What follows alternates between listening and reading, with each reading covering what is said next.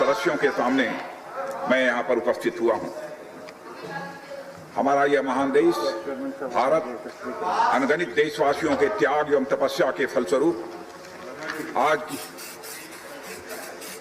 लगा लें पूरा। अरे भाई सबके लिए भूल गए, एक मिनट तो अपने हाथ देना है, अच्छा हो गया, इसमें क्या है।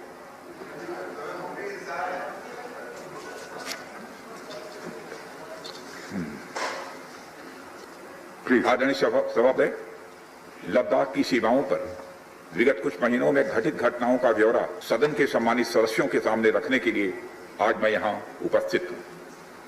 हमारा यह महान देश भारत अनगिनत देशवासियों के त्याग एवं तपस्या के फलस्वरूप आज की स्थिति तक पहुंचा है। अध्यक्ष महोदय, स्वतंत्र भारत में भारत की सेनाओं ने देश की सुरक्षा के लिए अपना सर्वोच्च न्यौछावर करने में कभी भी कोताही नहीं बरती है। और आप सबको ज्ञात है कि 15 जून 2020 को गलवान घाटी में कर्नल संतोष बाबू के साथ हमारे 19 और बहादुर जवानों ने भारत माता की सीमा की रक्षा करते हुए अपने प्राणों की आहुति दे दी। हमारे प्रधानमंत्री श्री नरेंद्र मोदी जी ने स्वयं लद्दाख जाकर वीर जवानों का हौसला बढ़ाया। मैंने भी बहादुर जवानों से मिलकर उनके शौर्य और अटूट साहस का स्वयं भी अनुभव किया है। अध्यक्ष महोदय, सबसे पहले मैं संक्षेप में चाइना के साथ हमारे बाउंड्री इश्यूज के बारे में बताना चाहता हूं।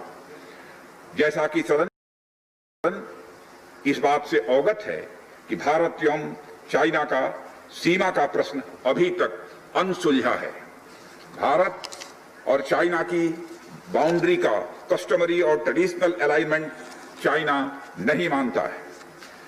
यह सीमा रेखा वेल एस्टेब्लिश्ड भौगोलिक सिद्धांतों पर आधारित है, जिसकी पुष्टि न केवल ट्रीटीज और एग्रीमेंट्स द्वारा बल्कि हिस्टोरिक यूसेज और प्रैक्टिसेस द्वारा भी सभापति महोदय हुई है।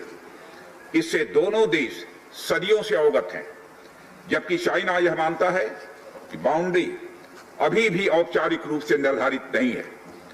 साथ ही चाइना यह भी मानता है कि हिस्टोरिकल जुरिस्डिक्शन के आधार पर जो ट्रेडिशनल कस्टमरी लाइन, उसके बारे में दोनों देशों की एक अलग अलग व्याख्या है। दोनों देश 1950 और 1960 के दशक में इस पर बातचीत कर रहे थे, परंतु पारस्परिक रूप से स्वीकार्य समाधान नहीं निकल पाया था। सभापति महोदय, जैसा कि यह सदन अवगत है कि चाइना लद्दाख में भारत की लगभग 38,000 स्क्वायर किलोमीटर भूमि का अनधिकृत या कब्जा किए हुए है। इसके अलावा 1963 में एक तथाकथित बाउंड्री एग्रीमेंट के तहत पाकिस्तान ने पाक ऑक्युपाइड कश्मीर की 5,880 स्क्वायर किलोमीटर भारतीय जमीन अवैध रूप से चाइना को सौंप दी है। चाइना अरुणाचल प्रदेश की सीमा से लगे हुए लगभग 90,000 स्क्वायर किलोमीटर भारतीय क्षेत्र को भी अपना ही बताता है। सभापति महोदय, भारत तथा चाइना दोनों ने औपचारिक तौर पर यह माना है कि सीमा का प्रश्न एक जटिल मुद्दा है, जिसके समाधान के लिए पेशेंस की आवश्यकता है तथा इस मुद्दे का फेयर, रीजनेबल और म्यूचुअली एक्सेप्टेबल समाधान शांतिपूर्ण बातचीत के द्वारा निकाला जाए। ये दोनों इस बात पर सहमत हैं। अंतरिम रूप से दोनों पक्षों ने यह मान लिया है कि सीमा पर शांति और स्थिरता बहाल रखना द्विपक्षीय संबंधों को बढ़ाने के लिए यह नितांत आवश्यक है। मैं यह भी बताना चाहता हूं सभापति महोदय कि अभी तक इंडिया चाइना के बॉर्डर एरियाज में commonly delineated line of actual control नहीं है और एलएसी को लेकर दोनों का परसेप्शन भी यह अलग अलग है। इसलिए पीस और ट्रैंक्विलिटी बहाल रखने के लिए दोनों देशों के बीच कई तरह की एग्रीमेंट्स और प्रोटोकॉल्स भी हुए।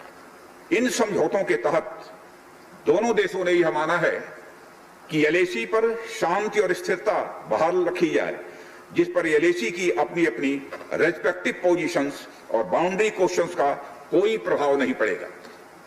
इस आधार पर वर्ष 1988 के बाद से दोनों देशों के बाइलेटरल रिलेशंस में काफी विकास भी हुआ है। भारत का मानना है कि बाइलेटरल रिलेशंस को विकसित किया जा सकता है तथा साथ ही साथ बाउंड्री के मुद्दे के समाधान के बारे में चर्चा भी की जा सकती है। यह हम दोनों काम कर सकते हैं, परंतु एलएसी पर पीस और ट्रैंक्विलिटी में किसी भी प्रकार की गंभीर स्थिति का बाइलेटरल रिलेशंस पर निश्चित रूप से असर पड़ेगा, यह बात भी दोनों पक्षों को अच्छी तरह समझनी चाहिए। वर्ष 1993 और 1996 के समझौते में इस बात का जिक्र है कि एलएसी के पास दोनों देश अपनी सेनाओं की संख्या कम से कम रखेंगे।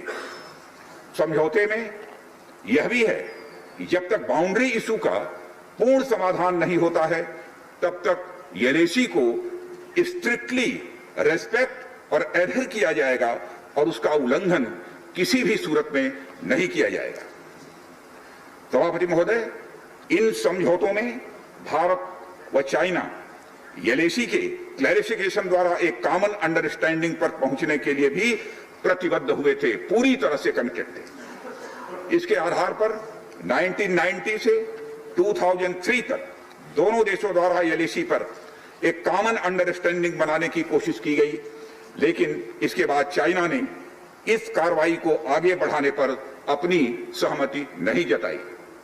इसके कारण कई जगहों पर चाइना तथा भारत के बीच एलएसी परसेप्शंस में ओवरलैप बराबर बना रहा। इन क्षेत्रों में तथा बॉर्डर के कुछ अन्य इलाकों में दूसरे समझौतों के आधार पर दोनों की सेनाएं फेस ऑफ आदि की स्थिति का बराबर समाधान निकालती हैं, जिससे कि शांति कायम रहे। सभापति महोदय, इससे पहले कि मैं सदन को वर्तमान स्थिति के बारे में बताऊं, मैं यह बताना चाहता हूं कि सरकार की विभिन्न इंटेलिजेंस एजेंसीज के बीच कोऑर्डिनेशन का एक इलेबोरेट और टाइम टेस्टेड मैकेनिज्म है, जिसमें सेंट्रल पुलिस फोर्सेस और तीनों आर्म फोर्सेस की इंटेलिजेंस एजेंसी भी शामिल हैं। टेक्निकल और ह्यूमन इंटेलिजेंस को लगातार कोऑर्डिनेटेड तरीके से इकट्ठा किया जाता है तथा आर्म फोर्सेस से उनके डिसीजन मेकिंग के लिए शेयर भी किया जाता है। सभापति महोदय, मैं अब सदन को इस साल उत्पन्न परिस्थितियों के बारे में अवगत कराना चाहता हूं। अप्रैल माह से ईस्टर्न लद्दाख की सीमा पर चाइना ने सेनाओं की संख्या तथा उनके आर्मामेंट्स में वृद्धि की है, जिसे स्पष्ट रूप से देखा गया है। मई महीने के प्रारंभ में चाइना ने गलवान घाटी क्षेत्र में हमारी ट्रुप्स की नॉर्मल ट्रेडिशनल पेट्रोलिंग पैटर्न में व्यवधान डालना शुरू किया, जिसके कारण फेस ऑफ की स्थिति उत्पन्न हुई। ग्राउंड कमांडर्स द्वारा इस समस्या को सुलझाने के लिए विभिन्न समझौतों तथा प्रोटोकॉल के तहत वार्ता की जा रही थी कि इसी बीच मई महीने के मध्य में सभापति महोदय, चाइना द्वारा वेस्टर्न सेक्टर में कई स्थानों पर एलएसी पर ट्रांसग्रेशन करने की कोशिश की गई। इसमें कोंकला, गोगरा और पेंगोंग लेक का नॉर्थ बैंक शामिल है। इन कोशिशों को हमारी सेनाओं ने समय पर देख लिया तथा उसके लिए आवश्यक जवाबी कार्रवाई भी हमारी सेना ने की। सभापति महोदय, और चाइना को डिप्लोमेटिक तथा मिलिट्री चैनल्स के माध्यम से यह अवगत करा दिया, इस प्रकार की गतिविधियां यथास्थिति को यानी स्टेटस को एक तरफा बदलने का प्रयास है, और यह भी साफ कर दिया कि ये प्रयास हमें किसी भी सूरत में सभापति महोदय मंजूर नहीं है। यह दो टूक शब्दों में यह चाइना को बता दिया गया है। एलएसी के ऊपर फ्रिक्शन बढ़ता हुआ देखकर दोनों तरफ के सैन्य कमांडरों ने 6 जून 2020 को मीटिंग की तथा इस बात पर सहमति बनी कि रेसिप्रोकल एक्शंस के आधार पर डिसएंगेजमेंट किया जाना चाहिए। दोनों पक्ष इस बात पर भी सहमत हुए कि एलएसी को माना जाएगा तथा कोई ऐसी कार्रवाई नहीं की जाएगी जिससे यथास्थिति यानी स्टेटस को बदले। किंतु इस सहमति के उल्लंघन में चीन द्वारा एक बहुत ही वायलेंट फेस ऑफ की स्थिति 15 जून को गलवान में क्रिएट की गई। हमारे बहादुर सिपाहियों ने बहादुर जवानों ने अपनी जान का बलिदान दिया, पर साथ ही चीनी पक्ष को भी भारी क्षति पहुंचाई है सभापति महोदय, और अपनी सीमा की सुरक्षा में कामयाब भी रहे। इस पूरी अवधि के दौरान हमारे बहादुर जवानों ने जहां संयम की जरूरत थी वहां संयम रखा, और जहां शौर्य की जरूरत थी वहां शौर्य का भी प्रदर्शन किया। मैं सदन से यह अनुरोध करता हूं कि हमारे सैनिकों की वीरता एवं बहादुरी की भूरी भूरी प्रशंसा की जानी चाहिए। हमारे बहादुर जवान अत्यंत मुश्किल परिस्थितियों में अपने अथक प्रयास से समस्त देशवासियों को सुरक्षित रखने के अपने दायित्व का निर्वहन कर रहे हैं। सभापति महोदय, एक ओर किसी को भी हमारी सीमा की सुरक्षा के प्रति हमारे दृढ़ निश्चय यानी डिटर्मिनेशन होना चाहिए, वहीं भारत यह भी मानता है कि पड़ोसियों के साथ शांतिपूर्ण संबंधों के लिए आपसी सम्मान और संवेदनशीलता भी यह रखना आवश्यक है। चूंकि इस मौजूदा स्थिति का बातचीत के जरिए समाधान चाहते हैं, हमने चाइनीज साइड के साथ डिप्लोमेटिक और मिलिट्री इंगेजमेंट बनाए रखा है। इन डिस्कशंस में 3 की प्रिंसिपल्स हमारी अप्रोच को सभापति महोदय तय करते हैं। पहला, दोनों पक्ष को एलएसी का सम्मान और कड़ाई से पालन करना चाहिए। फर्स्ट। सेकंड, किसी भी पक्ष को अपनी तरफ से यथास्थिति का यानी स्टेटस को का उल्लंघन करने का प्रयास नहीं करना चाहिए। थर्ड, दोनों पक्षों के बीच सभी समझौतों और अंडरस्टैंडिंग्स का पूर्णतया पालन करना चाहिए। चाइनीज साइड की यह पोजीशन है कि स्थिति को एक जिम्मेदार ढंग से हैंडल किया जाना चाहिए और द्विपक्षीय समझौतों एवं प्रोटोकॉल के अनुसार शांति एवं स्थिरता सुनिश्चित किया जाना चाहिए। लेकिन सभापति महोदय, इसके बावजूद चीन की गतिविधियों से यह पूरी तरह से स्पष्ट है, उसकी कथनी और उसकी करनी में अंतर है। और इसका प्रमाण है कि जब डिस्कशन चल ही रहे थे, चीन की तरफ से 29 और 30 अगस्त की रात को प्रोवोकेटिव माने उकसाने वाली, भड़काने वाली है सैनिक कार्रवाई की गई, तो चीन की तरफ से की गई, भारत की तरफ से नहीं की गई। जो पेंगोंग लेक के साउथ बैंक एरिया में स्टेटस को बदलने का एक चीन के द्वारा प्रयास किया गया, लेकिन एक बार फिर हमारी आर्म फोर्सेस के द्वारा सभापति महोदय टाइमली व फर्म एक्शंस के कारण उनके प्रयास किसी भी सूरत में सफल नहीं हो पाए। सभापति महोदय, जैसा कि उपर्युक्त घटनाक्रम से स्पष्ट है, चीन की कार्रवाई से हमारे विभिन्न द्विपक्षीय समझौतों के प्रति उसका डिसरिगार्ड दिखता है। चीन द्वारा ट्रुप्स की भारी मात्रा में तैनाती किया जाना 1993 और 1996 के समझौतों का उल्लंघन है। एलएसी का सम्मान करना और उसका कड़ाई से पालन किया जाना सीमा क्षेत्रों में शांति और सद्भाव का यह आधार है, और इसे 1993 और 1996 के समझौतों में स्पष्ट रूप से स्वीकार भी किया गया है, जबकि हमारी आर्म फोर्सेस इसका पूरी तरह से पालन करती हैं। सभापति महोदय, चाइनीज साइड की ओर से ऐसा नहीं हुआ है। उनकी कार्रवाई के कारण एलएसी के आसपास समय समय पर फेस ऑफ और फ्रिक्शंस पैदा हुए हैं। जैसा कि मैंने पहले भी उल्लेख किया, इन समझौतों में फेस ऑफ की स्थिति से निपटने के लिए विस्तृत प्रोसीजर्स और नॉर्म्स भी निर्धारित हैं। तथापि इस वर्ष हाल की घटनाओं में चाइनीज फोर्सेस का वायलेंट कंडक्ट सभी म्यूचुअली एग्रीड नॉर्म्स का यह पूर्णतया उल्लंघन है। सभापति महोदय, अभी की स्थिति के अनुसार चाइनीज साइड ने एलएसी और अपने अंदरूनी क्षेत्रों में बड़ी संख्या में सैनिक टुकड़ियां और गोला बारूद मोबिलाइज किया हुआ है।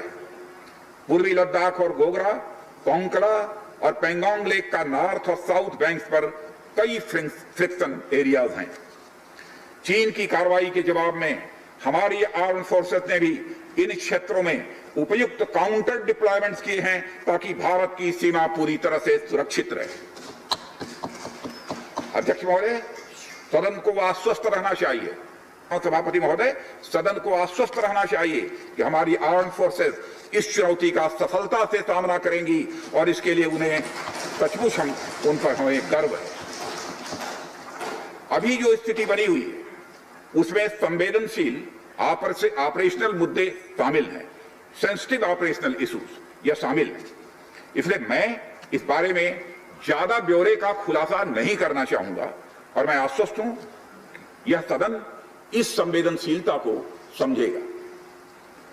सभापति महोदय, कोविड-19 के चुनौती भरे समय में हमारी आर्म फोर्सेज और आईटीबीपी का तेजी से डिप्लॉयमेंट हुआ है। उनके प्रयासों को एप्रिशिएट किए जाने की जरूरत है और यह इसलिए भी संभव हुआ है क्योंकि सरकार ने पिछले कुछ वर्षों में बॉर्डर इंफ्रास्ट्रक्चर के विकास को काफी अहमियत दी है। सदन को जानकारी है कि पिछले कई दशकों में चीन ने बड़े पैमाने पर इंफ्रास्ट्रक्चर एक्टिविटी सीमा पर प्रारंभ की है, जिनसे बॉर्डर एरियाज में उनके डिप्लॉयमेंट की क्षमता भी बढ़ी है। इसके जवाब में हमारी सरकार ने भी बॉर्डर इंफ्रास्ट्रक्चर डेवलपमेंट के लिए बजट को बढ़ाया है, जो पहले से लगभग 2 गुना से अधिक है। इसके फलस्वरूप बॉर्डर एरियाज में काफी रोड्स और ब्रिजेस भी बनाए गए हैं। इससे न केवल लोकल पॉपुलेशन को जरूरी कनेक्टिविटी ही मिली है, बल्कि हमारी आर्म फोर्सेस को बेहतर लॉजिस्टिकल सपोर्ट भी मिला है। इसके कारण वे बॉर्डर एरियाज में अधिक अलर्ट रह सकते हैं और जरूरत पड़ने पर बेहतर जवाबी कार्रवाई भी कर सकते हैं। और आने वाले समय में भी सरकार इस उद्देश्य के प्रति पूरी तरह से प्रतिबद्ध रहेगी। देश हित में हमें कितना ही बड़ा और कितना ही कड़ा कदम उठाना पड़े सभापति महोदय, हम पीछे नहीं हटेंगे। माननीय सभापति महोदय, मैं इस बात पर बल देना चाहूंगा कि भारत हमारे बॉर्डर एरियाज में मौजूदा मुद्दों का हल शांतिपूर्ण बातचीत और विचार विमर्श के जरिए किए जाने के प्रति पूरी तरह से प्रतिबद्ध है।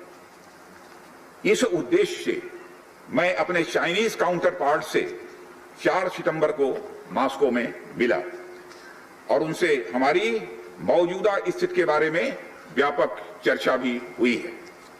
मैंने स्पष्ट तरीके से हमारी चिंताओं को चीनी पक्ष के सामने रखा है, जो उनकी बड़ी संख्या में ट्रूप्स की तैनाती, आक्रामक रवैया और एक तरफा स्टेटस को बदलने की कोशिश से संबंधित था।